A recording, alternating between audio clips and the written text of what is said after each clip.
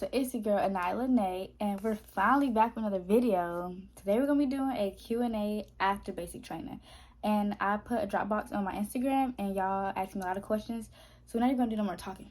We're not going to do too much talking. Okay, right. Guys, so I got on my handy dandy iPad all the questions that y'all asked me on the Instagram Dropbox. And most of them were the same questions, so I narrowed it down to 12. So the first question is, what made me decide to join the Army? It's really simple. Like, I have an uncle who I see life is set up very well and a lifestyle that I would like to live, and the Army played a big part in that. So I felt like, that was just the way to go. Like, I tried school and I honestly liked it. Like, I'm still going to get my degree and stuff like that and go back to school in August, but the Army is going to set me up to where I want to be in life. Like, I want that rich girl lifestyle, bling bling, Versace bags, Birkin bags, trip on trip on trip. That's what I want. So I gotta put on my big girl pants and do the big Army. As you know, the big Army. Next question is, rate your experience on a scale of 1 to 10 and why. I'm gonna have to give it an 8.5, just because to me it wasn't a physical challenge. It was more of a mental thing. Like that one phone call a week for an hour and 30 minutes. And it's not going to be an hour and 30 minutes depending on the drill sergeant or if y'all got in trouble that week. And it's extremely, extremely hard to break down an hour and 30 phone call between like 7 people or everybody who's trying to talk to you who know you got that phone on Sunday. And it's really, I think the toughest part was my first Sunday. Like, when I got off the phone call one day, it was my first Sunday. I called and it was, okay, it's over with. And I just got off the phone. I just started crying because I was just like, oh my God, like, what did I just sign up for? Like, I was just like, this is crazy. Like, one phone call, and I'm very attached to my family. So I was just like, I would definitely say it was a mental thing for me. For me, it was a mental thing. The next question is, how was it adjusting to a different lifestyle? If you know me, you know that I have a little sister, but I'm really the only child. Like, I don't live with her. So I'm not used to getting in trouble for other people's actions like you would do if you had siblings. Like, and when I get in trouble, if I get in trouble or if I'm getting punished, it's because of something I did. And basic training, one person messed up and everybody's getting heat for that. So that was the hardest thing I had to adjust to, because I never understood why am I getting in trouble for something that somebody else did. And these people don't care. Like, you're getting smoked, corrective train, because somebody else decided to be late to formation, and they don't care that it wasn't you. You're still getting in trouble for that. So I feel like that was the hardest part, honestly. Trying to adjust was to realizing that you work as a team. So you really had to talk to everybody like, hey, make sure y'all on time to formation this morning. Like, it was a team thing. And I guess that's the point that they were trying to teach us, because eventually we got it together. Because you don't want to keep getting in trouble or having your battle buddies get in trouble for stuff that you did, because that makes people not want to be your friend anymore if you're getting them in trouble every single day. The next question is, what was the hardest thing about basic? I think the hardest thing, I'm going to give one physical and mental. The hardest physical thing was, I would say, rucking, because I'm 5'2". And when I got to basic, I was 88 pounds. So that ruck is basically the size of my back. Like, it's huge, it's heavy, and you walk miles with it. Like, we had a 4, a 6, and a 10 ruck mile march with this heavy behind bag. Like, it's huge. I'm going to insert a picture, right here or right here. Like, it's huge. It's a big bag. So I feel like that was the hardest thing for me, because I'm so small, and that bag was really, really heavy. So anytime we had a ruck march, I would get so scared, because those are requirements to graduate. And I would be walking with that thing on my back, I cannot do this, because it's not heavy, but for females, a lot of females break their hip having to go up hills with that bag. That's just an example of how bad it is. Mentally, the hardest thing I would say is remembering why you joined. Your reason of why you joined is going to be what gets you through it. And the reason that you joined, 9 times out of 10, not going to be the reason that you really thought it was when you leave. I joined because I wanted free education and a better lifestyle. But I feel like after I realized, I joined for stability. I joined for more control. I feel like I didn't really listen to nobody. And in the Army, you're going to listen.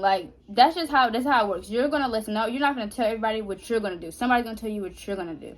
And I feel like I needed more discipline and self-discipline towards myself. So I would say, yeah, the hardest thing was the rucking physically, but mentally, was the having to bring that 10 down to a 2 and realize everything is not about me. But it's still my world. Just putting it out there. The next question is, how did I get my hair done during basic? I had a homegirl named Martin, and she was snatching my hair every time. Like, whenever I had a fitness test or anything, she was putting me some cornrows in, some braids. Like, if I can find a picture of my hair, because we didn't have our phones, if I can find a picture of my hair that she did, I'm going to put it somewhere in this video. Because she used to have me looking sharp. Cornrows, little bitty braids. Like, I would call my family, and they would think I was, like, dreading my hair because I had these little braids in my hair for so long. And she did, like, everybody's hair. Like, I met her in reception. She gave me 2 braids. Like, she did my hair all the way through basic. Like, when I graduated, I had a wig on, and she did my little braid underneath. That thing was so flat. You would have thought that bob was my real hair. It was that flat. No lump in the back, none of that. So, shout out to Martin for making sure that my hair was always nice. Next question is, was the gas chamber really that unbearable? I'm not even gonna lie to y'all. When people ask me what was the hardest thing about basic, I'm gonna tell you the gas chamber. I thought I was gonna die. Like, I thought I was gonna die in that gas chamber. Like, some people be like, oh, it's not that bad. It seems like you're getting pepper spray. I never been pepper sprayed before, so I didn't know what to expect. You go in there and you have a mask on, and you like, I thought the room was gonna be foggy. It's a clear room. So I'm like, oh, this can't even be that bad. They make you take your mask off, and then with your eyes closed and hold your breath and put it back down. Then it's like brings the air in the mask, and you have to blow it out. So it's now like a little bit of air of the gas in there, so it like gives you a taste of what it is. And it's like spice air, like it's spicy air. Like, you know how you get hot sauce in your eye? It's like air but with hot sauce, and it's really like hot and spicy.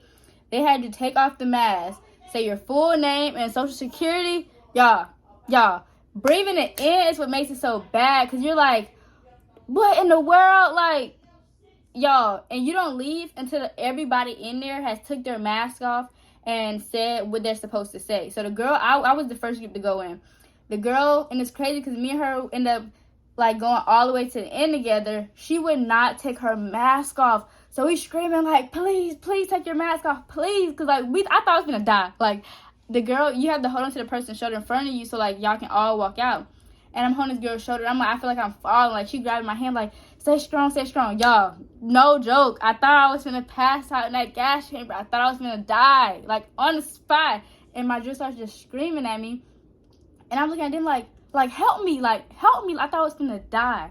Like, the gas chamber is really that bad. It is really that unbearable. No exaggeration. It is that bad. Next question. The next question is the living area. So where I lived at, I was in Delta Company, and we have 3 floors, but we had like 4 bays. Yeah, we have 4 bays. So the first 3 bays are male bays, and then we have 1 female bay, because it's always gonna be more males than females.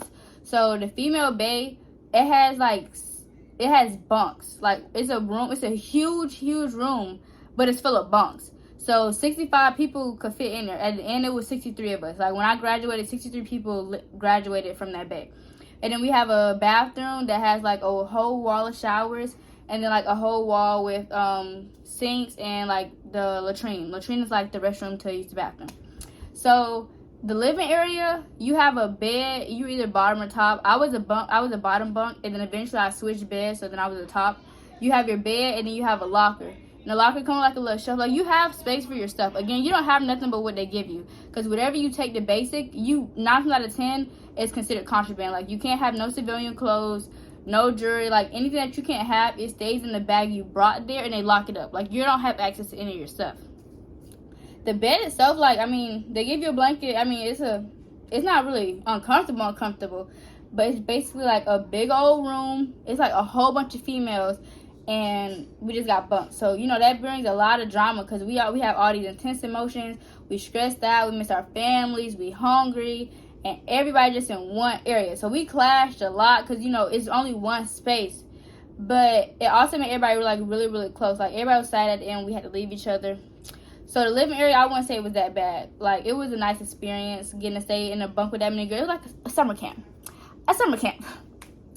Next question is, how long is it? Basic training altogether is 10 weeks, but they have a thing called reception week. So when you first get there, I left January 17th. That was my ship date. So I was in reception for a week, really like 5 days, because I left the day after I left the day after Martin Luther King Day. So the next day I left for basic on a Tuesday, I believe, or a Monday. I can't remember what day it was.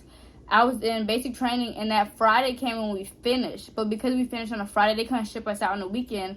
So I got the basic on a Monday. So you're in reception for a week, and then you're in basic training for 9 weeks. And basic training is 9 weeks in total, but you have that 1 week of reception. So you're going for 10 weeks. Because I got there January 17th, and I graduated March 30th. So it's 10 weeks, which is really 2 months and a half.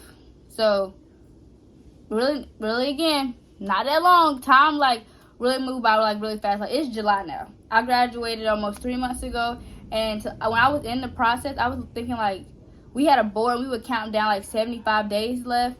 I just felt like those days was going by so slow. But when we got to the end, you don't really realize how fast 2.5 months go by when you're doing something every day.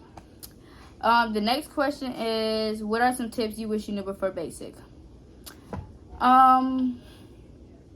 I wouldn't say something I would have brought, because again, most of the stuff that you like bring there, you're not allowed to have. Like everything you need for basic, they have there. So like when you're wondering, if you're about to leave for basic and you're wondering what do I need to bring or nothing, don't bring anything but a portable charger. Please bring a portable charger, because on Sunday, like they charge your phones. Like I was in charge of charging the phones when I was in basic, but sometimes you still you need to have a portable charger. Just have a portable charger. I would recommend that. I brought one. Some people didn't, and that really messed them up on some Sundays, because some Sundays we weren't allowed to charge the phones, and some people's phones were dead, and there's not enough plugins outside for everybody to charge their phone. And you want to make sure you get that phone call, so bring a portable charger. Another tip I wish I would have had is, a lot of people went in there saying that their recruiter lied to them and told them like some of the stuff they signed up for. But my recruiter never lied to me. It was more of like I didn't know. Like she didn't tell me. When I went into it, I didn't really know what to expect. Like my aunt told me like, oh, about the gas chamber, like the rucking, the 1 week phone call. But I didn't really know what I was walking into, if that makes sense. Like I was so excited to get there, and I got there, and it was a reality check real quick. Like this is not going to be no summer camp, easy dandy stuff.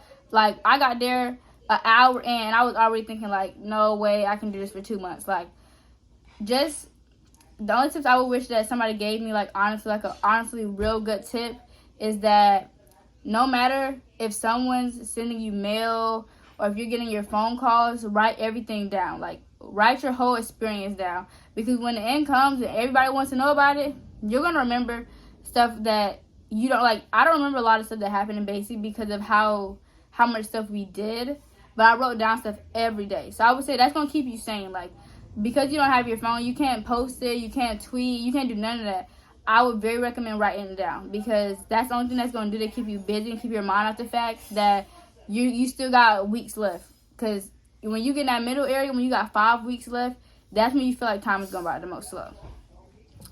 Next question is, would I recommend this for others? I recommend this 110%.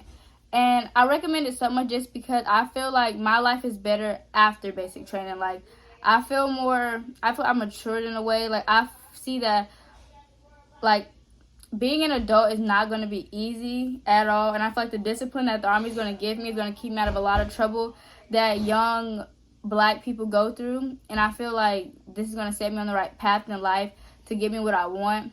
I recommend it because, like, again, college is really expensive, and the Army is going to help you get that degree. So I would definitely recommend that. If you're thinking about, like, school and how expensive that's going to be, like, from National Guard, reserves, I'm active duty. So, like, I will be going back to school online because, I'm active, so I can't go back to school in person.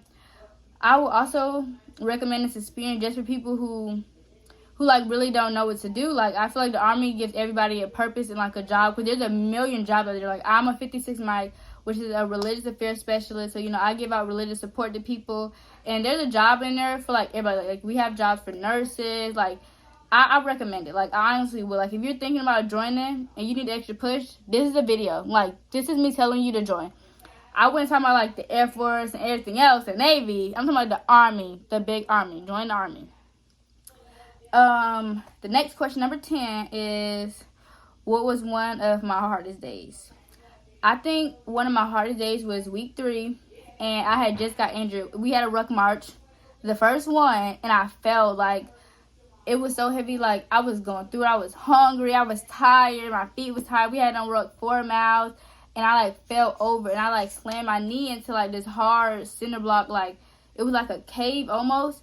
So, like, I, like, smashed my knee into it, which I ended up finding out I ended up getting a stress fracture from that injury.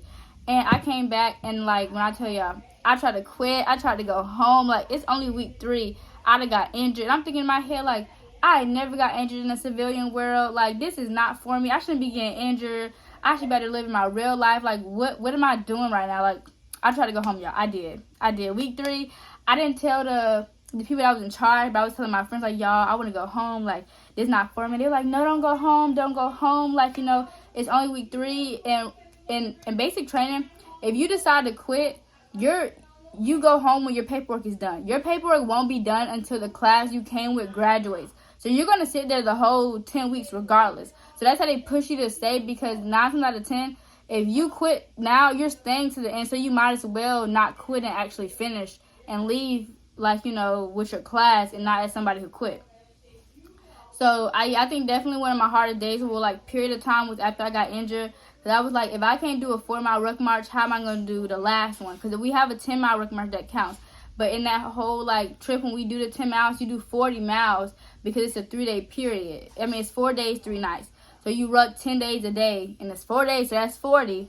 And the only 10 that count is going back. So, you know, I'm thinking, if I can't do 4, how am I going to do 40? Like, I'm just not going to be able to do this. And that's the mindset I had. But because of the people I met there and all the support system that I had, I didn't quit, obviously, because, you know, you see my muscle. I'm still here. I'm in the big army now. I'm going to Korea. Big army. The next question is, what is the best and worst part of BCT? The best part, I would say, is the experience you're going to get. Like, not that many people in the world can say that they've been through basic training. So, like, when you get out, when you're telling people about your experience, it doesn't matter if you say it detail for detail. Nobody's going to understand what you went through unless there's someone who's done it themselves. So, like, they can be like, yeah, like, that seems like it was hard. But unless they physically went through it, like, they're not going to understand on the level that you understand it. So I think the best is, like, it's like a little family. Like, you have a community of people that, like, you never met before. I met people there who are, like, my best friends now. And the whole time, they live 30 minutes from me in the real world, which is so crazy. Like, 30 minutes away. And these people end up being my best friend. Like, you meet people there who are going to change your life. Like, you meet a lot of great people. And you, like, see yourself in a different light. Like, you see yourself. I came there thinking that I can't lift like 120. I can't run 2 miles in less than 23 minutes. And I can deadlift. My run time is 15, 16 minutes. Like, you really see yourself grow there. And that was my favorite thing, seeing myself grow as a person and becoming stronger than what I thought I could be. Like, I always was, like, small. So I'm like, I can't do any of this. But, like, the Army taught me that it doesn't matter your size, how big you are, how small you are. You can do as much as the next person can. And I feel like that's one of the best parts of BCT that it taught me. The worst part, I would say, is, again, just like the yelling and the people telling you what you're going to do. Like, you eat when they tell you you're going to eat. You sleep when they tell you you're going to sleep. Like, you're getting told what you're going to do like you're a child. And people would be there. Like, sometimes some of the people that are in basic training, the drill sergeants are younger than them. So you're getting told halftime by somebody that's younger than you what you're going to do. And that's hard for a lot of people to do. So I think the worst part was the, like, whole, like, yelling thing. But if you go into basic, you got to remember, that's their job. Like, their job is just to break you and build you back up into a stronger person. So don't take none of that stuff to heart, because 9 times out of 10, they're just doing it because they see the real potential that you have. And the last question is, how is my military experience so far? So far, I feel like I've had a great experience. Next month makes it my half year in. So, you know, whoop-de-whoop-whoop, almost 6 months in the big army. And I get promoted. But so far, I think my experience has been pretty well. Like, you know, my AIT, I graduated on time, which was, like, really hard because it's basically like school all over again. You got tests, you got to study, and you still got to work out. Like, it's still a lot of stuff you got to do. But once you get out of basic, everything else is a cakewalk. Like, a cakewalk. You get to find out where you're getting stationed. I found out I'm getting stationed in Korea, Camp Humphrey. So I'll be going there in July. So I'm gonna just tell you that content is finna be out the roof. We got good content coming every single week. Very consistent. I'm finna get on it. But yeah, I think my military experience so far has been honestly great because I've gotten to meet a lot of people. I've seen different experience. Like, I've met so many different cultures and different aspects of life. And I feel like because I just started, I got so much more I'm going to be able to see and things I want to experience in the Army. Like, I want to be drilled. Like, I want to be a lot. I want to be airborne, all that. It's a lot I want to do. And I'm just now getting started. So, that is all of our questions. And I thank you guys so much. Make sure, of course, you give this video a like, comment, subscribe, and if you already don't, turn your post notifications on so you can know when that next video coming out. Because we finna have banger after banger after banger. Your girl is back. Video after video after video. So, again, make sure you like, comment, subscribe, and see you guys next time.